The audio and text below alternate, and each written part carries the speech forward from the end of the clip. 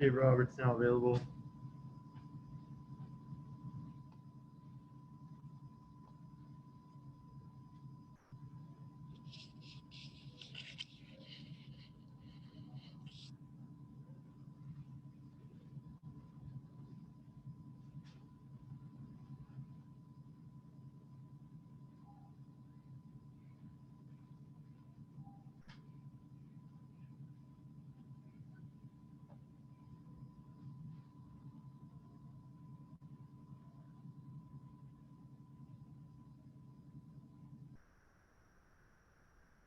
First question from Ron Calvin. Go ahead, Ron.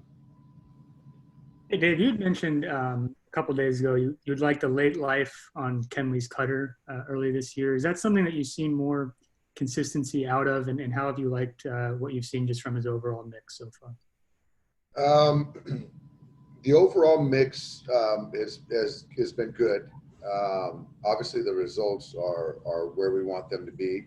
I think that late life characteristics has been inconsistent, but we're trending towards being more consistent with it. And there's been some things with the delivery that he's been trying to work through with some of our pitching guys. So really encouraged that he's still getting results while he's trying to, get that dialed in. And I guess looking forward to this one, I know there's a lot of former MVPs that are going to be taking part in this game, but how exciting is it to get to see a matchup where you're talking about, Mookie Betts and Mike Trout and that kind of star power? It just speaks to where the game's at. I think that there's just so many great players, and you look at greater Los Angeles and you see so many superstars, and I always look forward to this Freeway Series coming down here to this ballpark and playing the Angels, and you want to see the best, and Trout's one of those guys that everyone loves to watch play and compete against. But it's going to be a good one. I know Clayton's looking forward to the start as well. Thank you. Next question from Alana Rizzo. Go ahead, Alana. Dave, Clayton making his third start of the season this year. His first one was brilliant. His second one was more of a grind for him.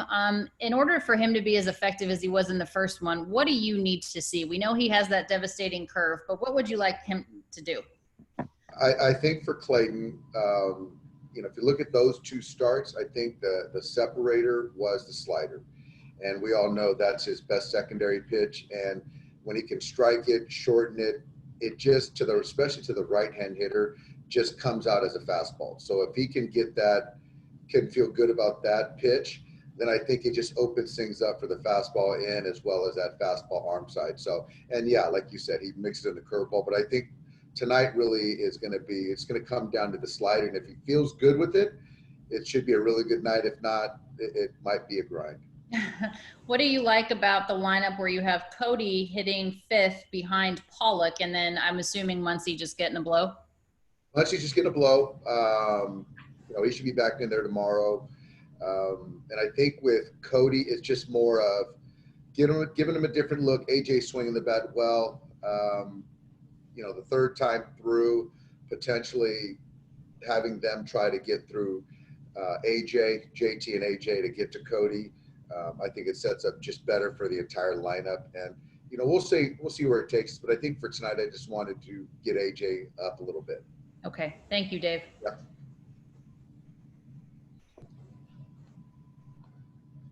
Next question from Jorge Garcia. Go ahead. Hey, Dave. You mentioned with Mookie's sort of his dugout presence and, leadership. I'm just wondering, as a guy who had to move across the country during a pandemic and get to know his teammates in these awkward circumstances, how has that transition gone? And how do you think just maybe being more comfortable just translates to him being better on the field? Well, I think that with Mookie, he does a great job of, I say compartmentalize, and I say that in the best possible way. As long as his family is healthy and with him, he's fine. So there's other things going on that he really can't control, and he does a good job of, and I've said it before, to be present. And so whether you're moving from the other side of the country, there's logistics that you have to go through, but he handles them. He has a tight group of people that he's close to, but outside of that, he just wants to show up every day and play baseball. Did you know about that aspect of him being just sort of the presence he provides in the dugout and maybe the leadership qualities? Little bit. We've done some digging, obviously, and you talk to people, but to see it on a firsthand basis every day and the conversations he has with the coaches, his teammates, it's next level stuff. And for me, when you're talking about a ball club and players, that communication is gold. And, we're in a day and age with information and video, but I just love still having a conversation. And on the other side, another MVP, Trout seems to hit a home run every time he's at bat since he became a dad. Is he getting better? I mean, has he even reached his peak yet? And what you've seen with the games that you've seen is at bats? Yeah, it's hard to say he's getting better considering where the bar has already been for him. He's just a guy that, I remember a couple years ago there was talk that he couldn't hit the pitch up in the zone, and he worked on that, and then he was killing the pitch up in the zone. They were talking about his arm strength a few years ago, and he worked on that, and so it's whatever comes at him, he's going to dominate, and he's a student of the game. He's just a physical specimen, and yeah, he's really fun to watch, and not as much fun to compete against, but certainly as a fan. How do you get him out? You've just got, I think for me, it's more of changing eye levels, just kind of change locations. You can't try to, pound a certain location or go out one location because he'll ultimately hunt it. And if you do make a mistake, he'll make you pay. You've just got to kind of keep him guessing as best you can. Thank you. Yeah. Next question is from Eric Steven. Go ahead, Eric. Dave, I was wondering if there's any challenges with, even though this is sort of a short road trip, you're basically home.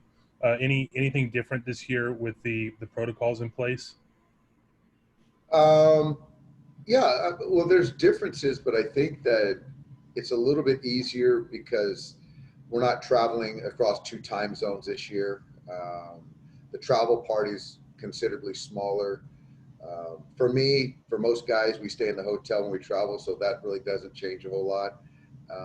There's a few more buses, in transit.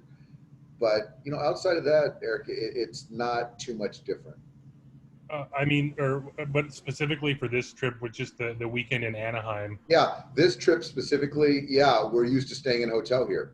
And so typically we don't travel on day of the game, but now players are riding separately or taking the bus. Coaches are riding separately or taking the bus, and we're not here staying in Anaheim. That's probably the biggest difference.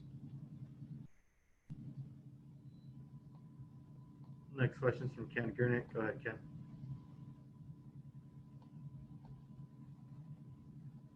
Go ahead. Dave, is there an update on Alex Wood? Will he throw a bullpen tomorrow? And also Will Smith? So Alex is expected to throw a bullpen tomorrow. Might be Sunday, but I think it's going to be tomorrow because he feels good. And the plan is for him to do that 3-inning simulation on Tuesday. And then after that, we'll know more from that standpoint. With Will, just sort of mild improvement. He's still really stiff, not pain, but really the stiffness and moving his head side to side. Is he more likely to be an IL now than he was when it first popped up? Well, I think considering, Austin's been out there a couple days and expect him in there tomorrow. And Will hasn't done anything as far as moving around baseball wise and where he's at. He's day to day, but it's not certainly out of the realm of possibility that could happen. Thanks. Yeah. A question from Clint Pasillas. Go ahead, Clint. Hey, Dave. Hot day down there in Anaheim. You got Corey playing shortstop tonight. Love to see that. But also, last time he played in Anaheim, he seems to not always have the best hydration. So just kind of what was the thought process of mixing him in there instead of DH today, and how's he feeling? He feels great. I just, I think that last year, it was last year, 2 years ago, when he did pull up lane with that hamstring, you know, it happened. Our guys do a great job of hydrating, and I don't really recall exactly what led to that. This situation, I've got word from everybody that he feels great. He wants to be in there, and he's cleared to be in there. So he's our starting shortstop. So yeah, it's hot, but that's not a reason why I'm not going to play Corey today. Figure he'll be starting at short tomorrow, or is that kind of Yeah, play it by ear? I see him tomorrow at short, and then on Sunday, you know, when we're playing a day game, that's probably potentially a DH day. Cool. All right. Thank you. Yep.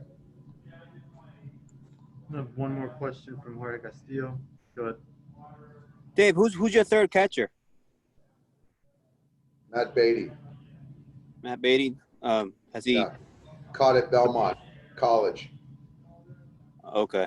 So he's ready to go in case something happens to Austin? Ready to go is a term used, phrase used very loosely. And then with Gonsolin, have you decided on a day? We haven't decided on day because things can happen and just have his length potentially just, we don't want to put him in a box yet, you know, because we might need his services. So if we don't have to call on him, he'll certainly make a start next week. Okay, so there's a chance that he comes out of the bullpen at some point here. There's a chance. But if not, he'll make a start next week. All right, thank you. Yep. Thanks, Dave. Thanks, everybody. Thanks, guys.